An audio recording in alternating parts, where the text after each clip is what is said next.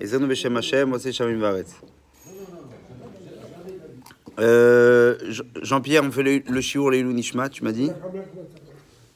Sultana, oui. Je me rappelle la veille de Rosh Sultana Ben Ima. Sultana Bat Ima. Shnifteret Kayom Azeh. Shkosh Borou Yalé Nishmata Ma'ala Ma'ala. Amen. Keni Ratzon. Tov, alors, Rabbi Lazar Bar Rabbi Yossi, Beshem Rabbi Yossi Bar Ktsarta. C'est une Gemara dans le traité d'Yerushalmi. Allez, Rabotai, on y va rapidement parce qu'on est très pressé. Rabbi Lazar Beno Shel Rabbi Yossi, Beshem Rabbi Yossi Ben Ktsarta. Les kol hakorbanot, à Torah mityaches bilshon veikraftem. À chaque fois sur le fait quand il y a un korban, la Torah s'exprime de la façon suivante en disant veikraftem, ola chadasha et ainsi de suite. Veikraftem, ça veut dire quoi veikraftem? Vous ferez un sacrifice. Ve'ilu les korbanot Rosh Hashanah. Par contre, pour le Rosh Hashanah, le sacrifice de Rosh Hashanah, la Torah s'exprime différemment. Elle dit va'asitem. Elle use plus finalement du même verbe qui est celui de la proximité, mais celui de l'action. Et il veut remonter justement ce rabbin contemporain de l'époque du Talmud. Il dit que Bachodesh Shevi Bechal HaChodesh va sitem ola reach nichoach l'Hashem par Ben Bakar, ainsi de suite, ainsi de suite. Les fichama Kosh Baruch. Pourquoi? Il dit parce que Dieu dit Oil venichnastem lefanai ledin berosh Hashanah, puisque vous êtes là en tant que jugement, alors veitzatem beshalom, et vous sortirez, si Dieu veut, en paix.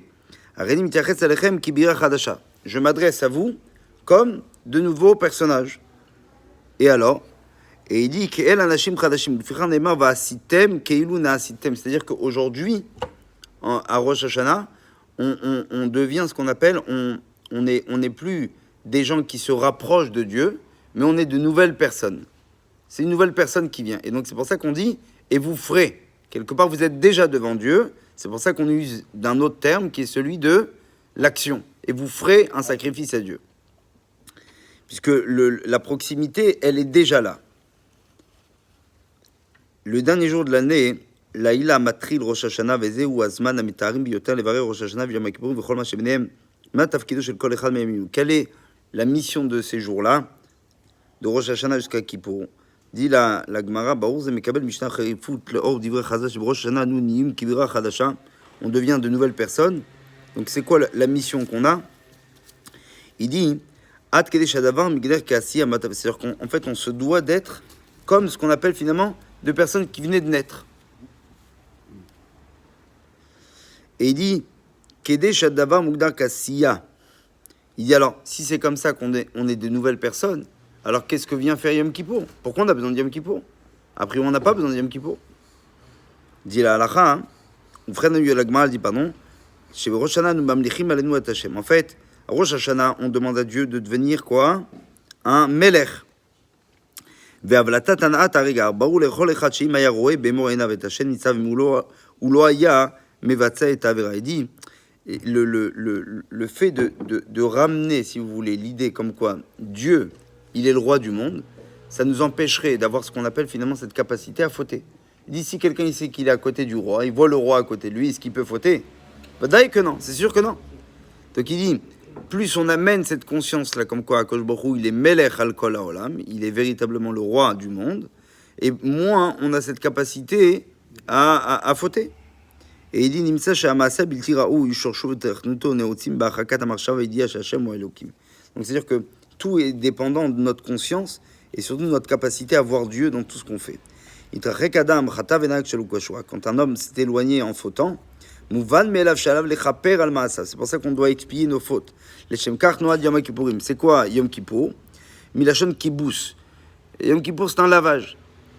Yom Kippour, c'est une expiation de tous ces moments où on s'est éloigné de Dieu. Et il dit, c'est-à-dire que en étant de nouvelles personnes, malgré tout, on porte avec nous quand même le poids des fautes qu'on a commis. Et il dit ça, on doit le laver. Il dit Bram arezé domé les michi natal magav goref beto mi biov chez miluoto ou benantay mshechim mi biov lizrom les beto minatsinor chez l'otukan matolet bemasa. C'est comme quelqu'un qui essaye de faire venir de l'eau chez lui à la maison, mais il a jamais nettoyé le comment on appelle ça, le passage où l'eau il doit passer. D'accord? Donc la canalisation, voilà exactement, ça peut pas passer. Donc malgré il y a un lien, malgré qu'il y a un sinor, il y a une capacité de rejoindre entre Dieu et nous, mais il faut laver. C'est-à-dire que maintenant, nous, on a reconstruit le passage. On a fait en sorte que maintenant, si tu veux, il y a un tuyau qui descend de Dieu jusqu'à nous. Ok, très bien. Mais maintenant, il faut le laver. Il a des saletés.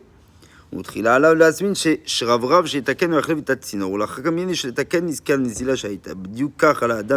il dit donc, quand l'eau elle passe pas bien, l'eau elle va où? Elle va dans les recoins. Et donc qu'est-ce qui se passe? Ça crée des fissures et donc ça fait des fuites et ainsi de suite. C'est pourquoi il dit Yom Kippour c'est fait pour ça. Quand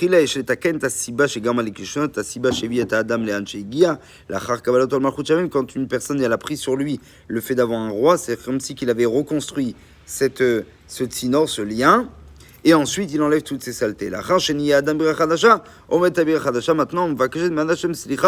Maintenant que à Rosh Hashanah on va reconstruire ce lien avec Dieu, là maintenant on peut enfin se permettre de nettoyer convenablement pour faire passer toute la bracha vers nous. Amen.